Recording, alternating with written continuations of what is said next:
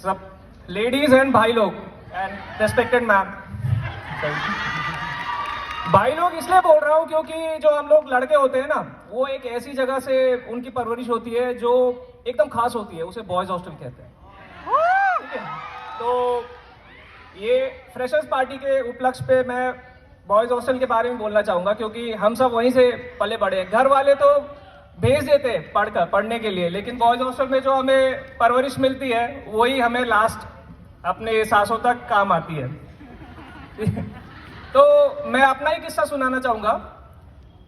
First year में मैं जब एडमिशन हुआ और मैं पहुँचा वहाँ पे, 4-5 दिन लेट पहुँचा था, और पहुँचने के बाद में मम्मी पापा घर में छोड़ गए हॉस्टल में और छोड़कर चले गए।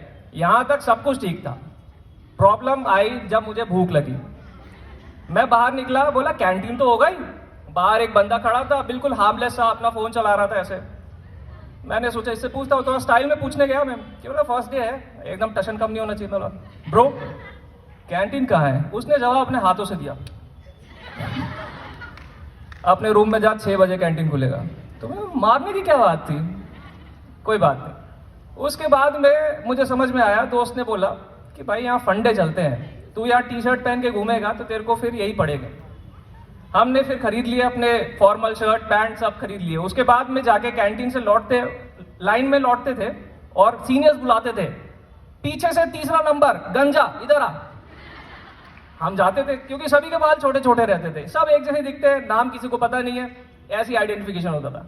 मैं भी पहुंचा, मुझे बुलाया गया 3रे माले पर बालकनी से। जैसे ही पहुंचा मैं, तो मैंने देखा दीवार पे 2 आदमी ऐसे लगे हुए हैं। एक आदमी ऐसा पकड़ा है और तो कुछ देर बाद यहाँ पे दूसरा आदमी। मैंने बहुत सोचने की कोशिश की क्या है ये, तो धीरे से उसने बताया मैं छिपकली बना हूँ और दूसरा वाला मक्खी बना हुआ था। मक्खी को अपनी जान बचानी थी। मुझे कुछ ऐसा बनाया गया जो मैं अभी बोल नहीं सकता। तो मूविंग ऑन, ये जो बॉयज हॉस्टल है, इसका इलाका और खतरनाक जब हो जाता है, उनमें से कोई जानवर जब पैदा होता है तो उसका बर्थडे होता है, तो वो उस रात वहाँ जाने लायक नहीं होती है। वहाँ हर कोई अपने ही धुन में रहता है। ऐसी एक रात थी, हमारा दोस्त, एक मेरा दोस्त है राजा, तो उसका बर्थडे था। तो हम लोग बहुत हार्मलेस तरीके से सेलिब्रेट कर रहे थे। 12 बजे हमने धुआं लगाया था फायर ब्रिगेड के उससे, फायर एक्सटिंग्विशर से, और 2 हॉस्टल के बीच में केक कटवा रहे थे।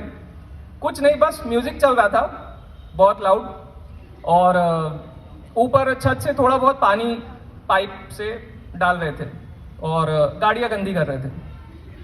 तो इससे ज़्यादा कुछ नहीं। अचानक से पता हुआ मैनेजमेंट को दिक्कत हो गई ये सब चीज़ों से। हम लोग तो बहुत आराम से सब 150-200 लोग मिलकर बहुत धीरे धीरे गाना गाते हुए बर्थडे सेलिब्रेट कर रहे थे। केक आया था, कब गया पता नहीं, लेकिन अचानक से क्या हुआ, हमने देखा 2-4 गाड़ियाँ आ रही हैं। हमने बोला हमारे बर्थडे में कोई और भी आया है।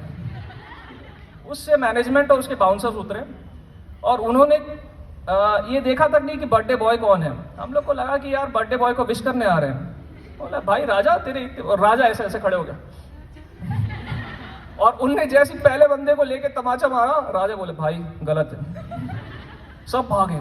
मेरा एक दोस्त गोयल, अब क्या है, नाचते नाचते उसके बेचारे कपड़े फट गए थे, तो लेकिन उसी हालत में वो जाकर ऐसे भागा एकदम, मतलब वो फर्स्ट ईयर की बात है, गंजा है, काला है और बिना कपड़ों के। तो वो जाके जंगल में कूद गया, और जंगल में कूदने पे एकदम वो हमें कल सुबह मिला, वो multiple boils and suspected snake bite injury. अभी जिंदा है वो, घबराने की बात नहीं। दूसरी बात, फिर हम वो उस रात को हम भूल नहीं सकते। एक एक बंदा जो है अलग अलग तरह से बिहेव कर रहा था। क्या पानी गिर रहा था तो उससे भीग गए थे सब लोग। तो एक बंदे तपस है, तो उसके यहाँ पे मैं पहुंचा, तो वो अपने बाल, हम सब छुप रहे थे, लेकिन ये बंदा जो है कपड़े चेंज कर हेयर ड्रायर कर रहा था रात के 2:30 बजे। तो मैंने पूछा भाई तू हेयर ड्रायर क्यों कर रहा है, अभी ऐसे ही सो जा। तो बोले नहीं, अगर मैनेजमेंट वाले आते तो मैं बोलूँगा कि मैं नहा के निकला हूँ 2:30 बजे रात में। ठीक है। दूसरा, मैं बगल के कमरे में गया बालकनी से कूद कर कि भाई इसके पास रहा तो पक्का फंसूंगा। दूसरे कमरे में गया, वहां पे क्या हो रहा था, एक जो गप्पू नाम का एक लड़का था हमारा, वो इतना इतना डरा हुआ था कि उसने बाहर से दरवाजा बंद करके बालकनी से कूद के अपने आप को अंदर आया था। मैंने उसको बस ये बोला, भाई तू मुझे बोल देता, मैं बंद कर, इतना स्टंट मारने की क्या जरूरत है। उसने बस हाँ बोला, सॉरी। ऊपर गया मैं अपने रूम में। मेरे रूम में तिवारी रहता था, मेरा दोस्त। तो अब मैंने पूछा तिवारी कहाँ है, तो उसके बिस्तर पे कोई नहीं था, बिस्तर के नीचे भी कोई नहीं था, और बालकनी से आवाज़ आ रही थी। मैंने बोला तिवारी, तो बाहर गया मैं। बाहर जाके आवाज़ आती है, हाँ भाई। मैंने बोला तिवारी, हाँ भाई। मैं बोला तू, तेरी आवाज़ आ रही है तो दिखाई नहीं दे रहा भाई, इधर हूँ नीचे। मैंने नीचे भी देख लिया, बालकनी में कुछ नहीं दिखा मुझे। बोला मैं टॉर्च लगा के देख रहा हूँ, भाई कहाँ है तू? बोले कूलर के नीचे। वो कूलर के नीचे भी नहीं था। मैंने बोला भाई तो कूलर के नीचे भी नहीं है, तारपोलिन के नीचे। कूलर के नीचे तारपोलिन, उसके नीचे बोरी, उसके नीचे वो छुपा हुआ था। उसको मैंने बाहर निकाला और उसके बाद में हम दोनों ऐसे ऐसे गए, झुक के अपने कमरे में आए। और आने के बाद में हमने दरवाजा बालकनी का बंद कर दिया। हल्का सा खिड़की खोल के हम ऐसे देख रहे हैं बाहर फायरिंग चल रही है क्या, क्या हो रहा है। अभी फायरिंग नहीं चल रही है, अभी देख सकते हैं। हमने थोड़ा और खोला और उसके बाद हम झुक के चल के आगे बाहर गए। बाहर जाके देखा, अचानक से एक लड़का भागते हुए दिखा वहां से, सी ब्लॉक से बी ब्लॉक की तरफ। भागो भागो भागो। हम फिर वापस, भाई नहीं बाहर नहीं जाना है। हम अंदर, और वो जो हमारा मैनेजमेंट वाला वो घूम रहा है पूरे हर जगह, खटखटा रहा है सबको, कौन है कौन है कौन है। हमने बिल्कुल सांस नहीं तोड़ी। अगले दिन हमें लगा कि यार बुलाएंगे, सबका नाम होगा, क्या होगा, ठीक है। सबसे बड़ी क्या हुई थी गलती, एक हमारे डीन सर की भी गाड़ी खराब हो गई थी उसमें, मतलब केक वेक लगा दिया था।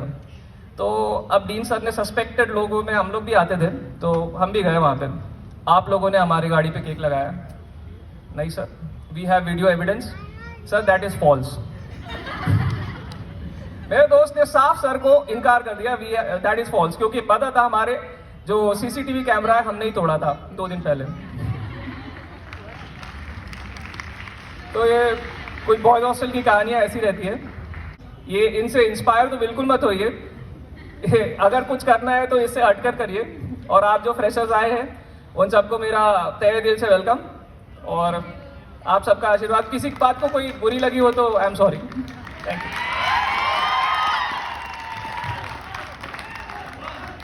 अरे इतना बोल दिया यार।